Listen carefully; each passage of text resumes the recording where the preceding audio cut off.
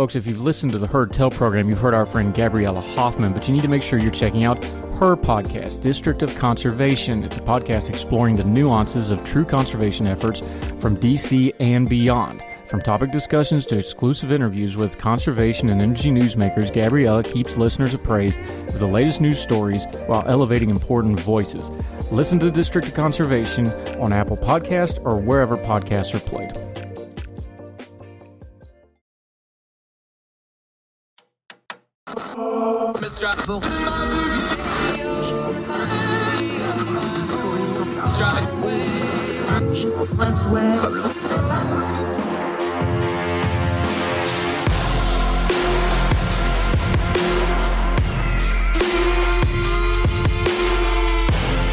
With your host, Andrew Donaldson. This is Heard Tell.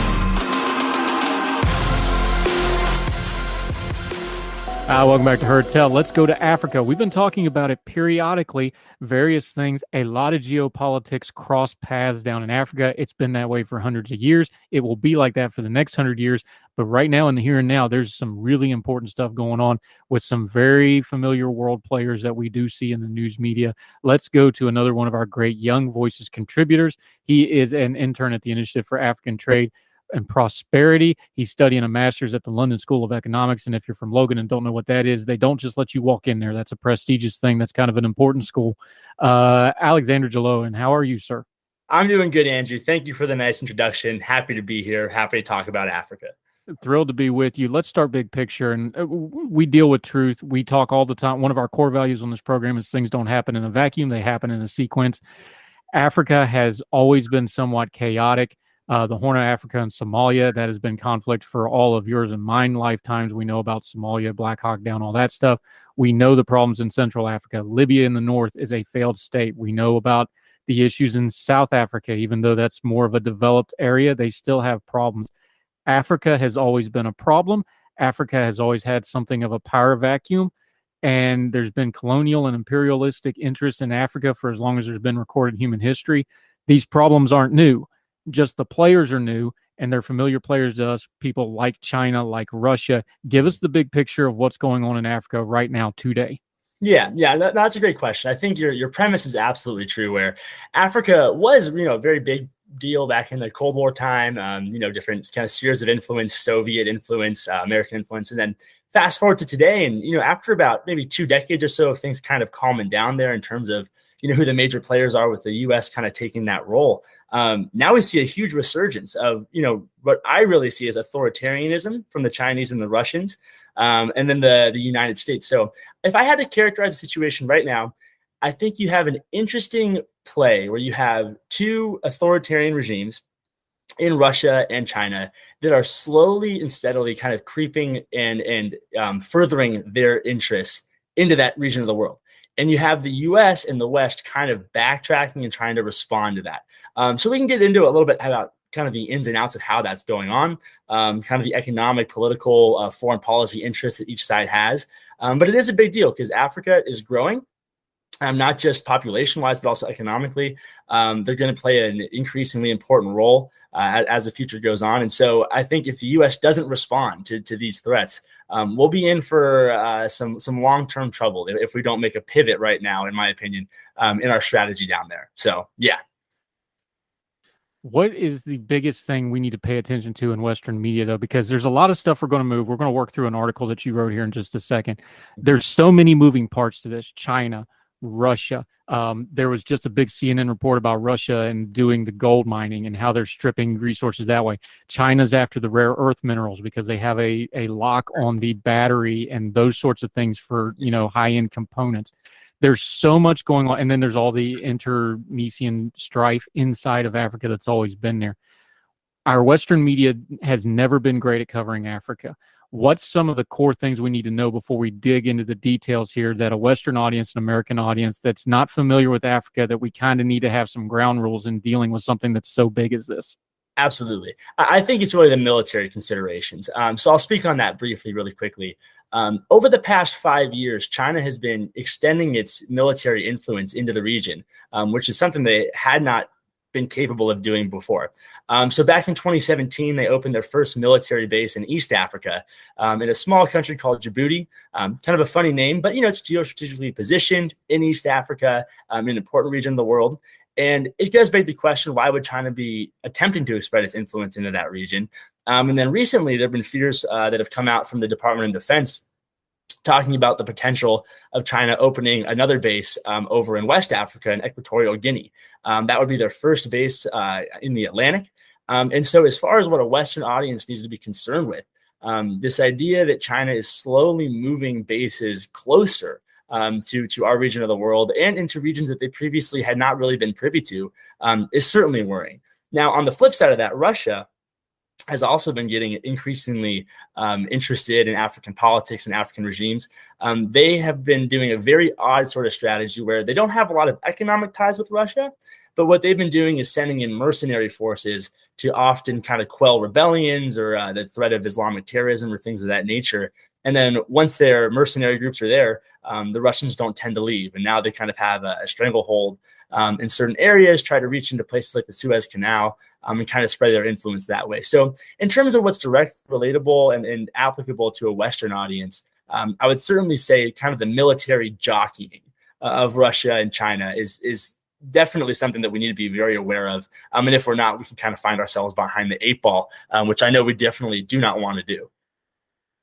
What is it about China? Because here's the problem with China. The CCP and their many minions in social media and in the traditional news media, they get really upset if you call them imperialistic or colonial.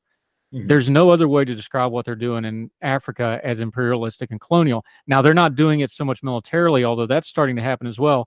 They're doing it financially. They're doing it through offering loans. They're doing it through what I would call, and many others have, predatory debt. And then they foreclose. We've seen this in Sri Lanka and other places, and now we're seeing it in Africa, where they use predatory debt to get infrastructure interests and take over important infrastructure, airports, ports, things like this. How do we address that? Because the propaganda arm of China is mighty and it's long-reaching, but the facts on the ground say, hey, actions, not words. This is what they're doing, and they're doing it purposefully, and they have a long plan involved here. You're absolutely right, Andrew. And I think that it would be one thing, if China was actually interested in helping, build infrastructure. We just want to develop Africa out of the kindness of our hearts. Unfortunately, that's certainly kind of not what they are trying to do.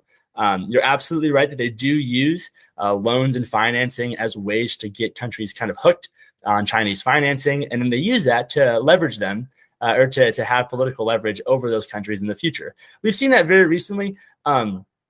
A lot of African countries used to have diplomatic relations with Taiwan. Every country in Africa has abandoned Taiwan except for Eswatini, tiny little country in southern Africa. And China's been putting pressure on them to break off their diplomatic relationship with Taiwan and kind of, get rid of that relationship and recognize China as having the right to that area and things like that. So as far as what the U.S. needs to do, that's really the key to the question here. I think that the U.S., in order to respond to this, needs to prove itself to be integral to Africa's development going forward, and they need to make sure that African leaders see us that way. America still is by far the largest consumer market. We are significantly wealthier than China. We have the ability to purchase much more than they do. And so what my opinion is, what we need to do is expand kind of how trade is done with Africa right now and use that as a catalyst to get African states to recognize that we can be the most important partner for them going forward in their development goals, instead of Chinese debt trap diplomacy, which has been getting less and less popular among African leaders, which is a positive sign. So if you want to go into the AGOA a little bit, I think that could be a wise idea. Now, here's the problem, and you touched on your piece. Yeah. Money doesn't solve everything. Money also creates its own set of problems. But it's almost like when we watch like a mob movie where the mob, they're like, hey, if we're fighting, we're not making money. Isn't the pitch, though, with trade, and this is on a very basic level of, hey, everybody can make money here, and if everybody's busy making money, just some of the human nature stuff is they're going to want to keep making money, and when people are fighting, they're not making as much money. That's a really distilled down, simplistic view of it to take it to a movie after. But that's basically what we're pitching them with free trade is like, look, all of you can rise all boats here if you stop fighting and do X, Y, Z, and if you get the right kind of partners. That's basically the pitch, right? I think that is part of the pitch. I wouldn't say that's the entire thing. I do think that there is appetite in Africa for democracy, for human rights. People are very skeptical of Chinese interests, the way China runs its kind of authoritarian grip on its own people. And so I wouldn't say that, free trade and wealth is the only motivating factor, but I would certainly say that plays an integral part.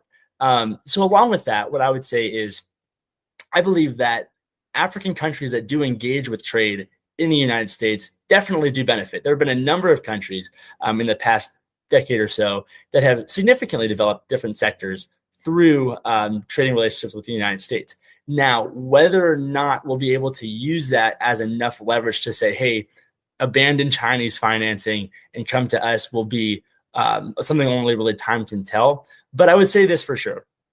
The deepening relationship of economic ties between America and Africa is absolutely integral if we want to keep our influence over there. There's a kind of an isolationist mood right now in the United States.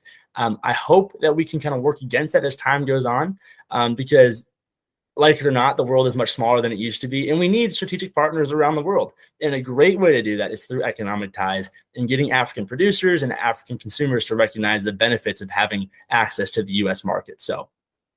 Yeah, Alexander Jelloian joining us, and a great Young Voices contributor. We're talking Africa. We're going to take a quick break. We're going to dig into this piece he has at 1828 a little bit.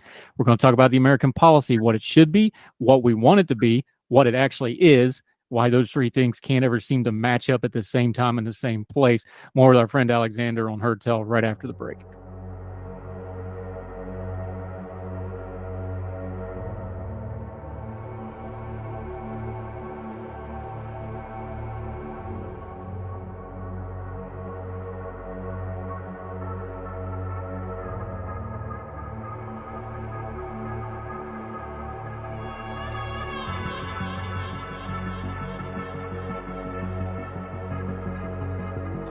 Welcome back to Heard Tell. We got our friend Alexander back on. We're talking Africa. We talk real here. We deal with the real world on this program. Let's just be honest about American policy. Part of the problem with foreign policy and financial policy, for that matter, is there's a certain amount of inconsistency built into our system. We have presidential elections every 4 years. Congress turns over every 2 years. The American people tend to like gridlock. They like split government for the most part. Some of this is built into the cake, but when we're dealing with foreign policy, the two most important things when we're dealing with foreign powers is consistency and cohesiveness. People got to know what we're going to do and know that we're going to do it. America has been really, really bad at that for the last 30, 40 years, basically my entire lifetime for the most part since the end of the Cold War. What do we do to change that? Because it's hard to pitch things like we will be your trade partner. China's got a 50-year plan. They don't have the Russian 5-year plan. They plan way in ahead. So people are looking like, yeah, I'm making a deal with the devil, but at least I know what I'm getting. That's part of the problem here, yes? Yeah. No, I do agree with that, Andrew. And I would say, too, I think what has been a good development in the U.S. is there does seem to be kind of a consolidation from both sides, Republicans and Democrats, that increasing Chinese influence in the world is problematic. I have a lot of disagreements with the Biden administration, but one thing I have enjoyed that they do is they will speak out against China, and they sent Pelosi over to Taiwan recently. And so they seem to be, in my opinion, willing to fight back against that. So in terms of what we need to do as a national strategy, I absolutely agree. We have had a very disjointed couple decades of policy towards Africa.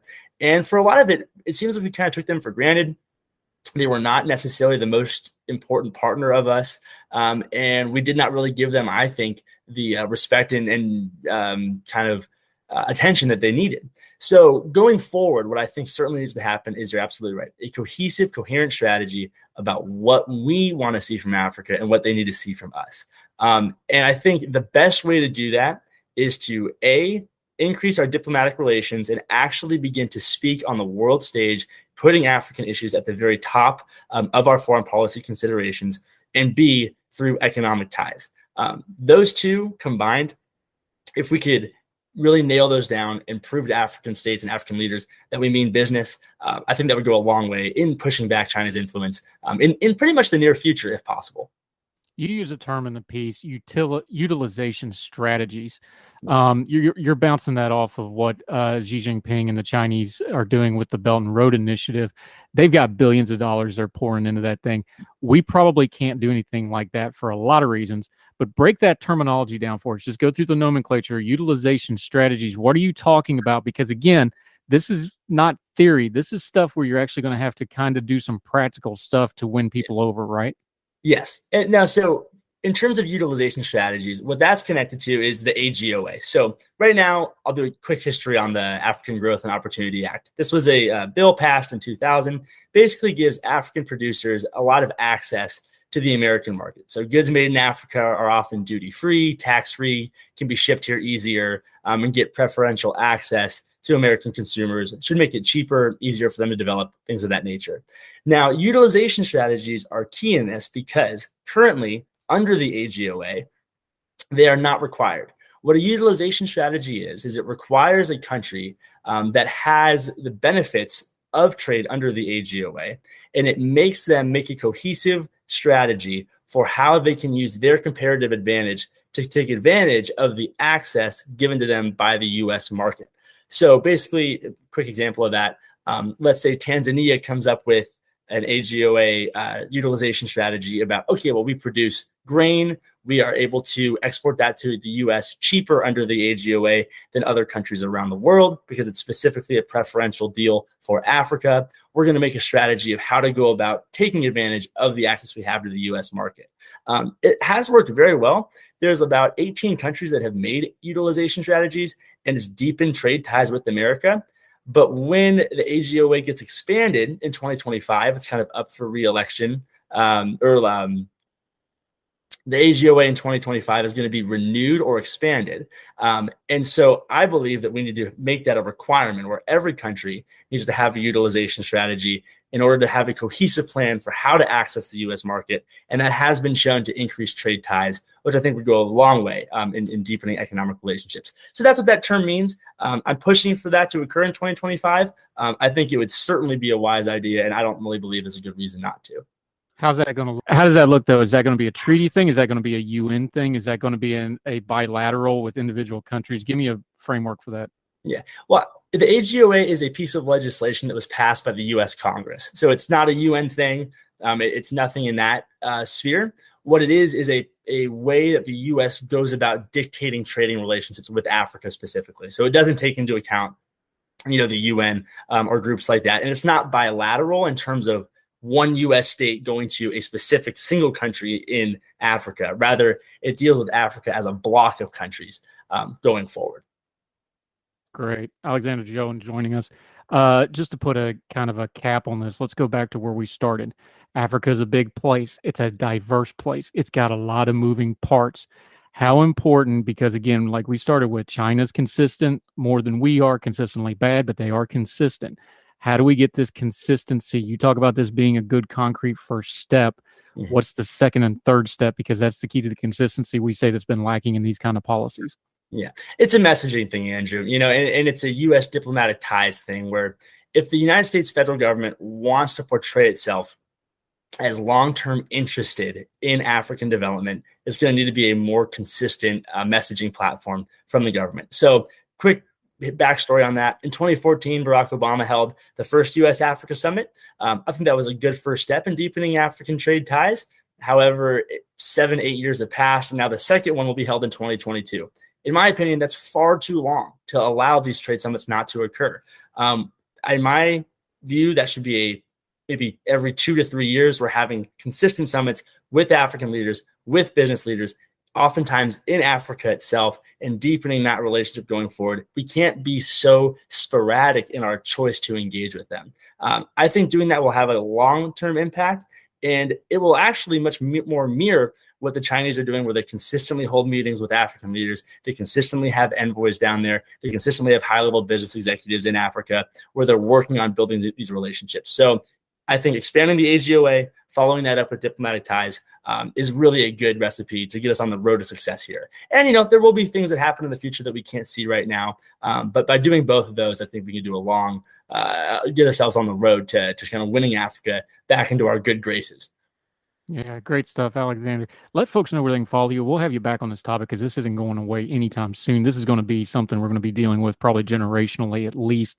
Till we get you back on Curtailing again, let folks know where they can follow you. We're going to link to your piece in 1828. Please read the entire thing. Tell us where they can find you and follow you until we get you back, my friend. Yeah, well, you guys can find me on Twitter at Jelloian, Ajelloian. Also, I would encourage you to check out our website at theiatp.org. That's Initiative for African Trade and Prosperity. We do a lot of work on sub-Saharan Africa, different trade deals and policies that are going on down there, trying to spread economic freedom and free trade going forward. So that's where you can find me. Yeah, and we're going to keep covering Africa because it's a big part of the world, and the other parts of the world are all converging there. Alexander Jelloian, great having you, sir. We'll have you back soon. Thank you for the time. Thanks, Andrew. Appreciate it.